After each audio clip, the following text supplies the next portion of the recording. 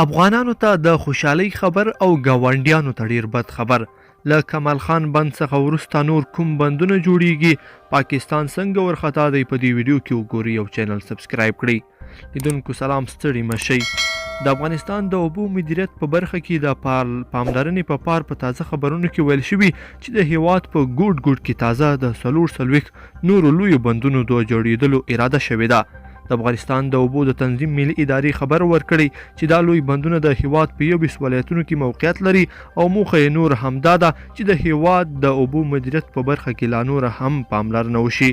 معلومات وايي هدف یې زابل، پکتیکا، کونړ، اروزګان، غزنی، میدان وردګ، فاریاب، غور، بادغیس، نورستان او پروان او همدارنګه یو شمېر نور ولایتونه دي چې دوی به پکې د نویو بندونو جوړېدلو پلان لري. د افغانستان د اوبو مدیریت لپاره پاملرنه روانه ده او کوښښ کیږي چې بهر ته تلونکي اوبو مدیریت او ګټې عام افغانانو ته ورسیږي.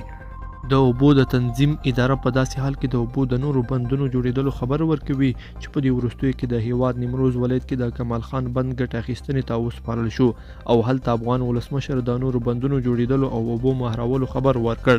افغان ولسمشر په دې ورځ ایران ته په خطاب کې وویل چې نورې مفتې اوبه نشته او که چیرې تاسو غواړئ اوبه ترلاسه کړئ نو موږ ته تیل او پیسې راکړئ.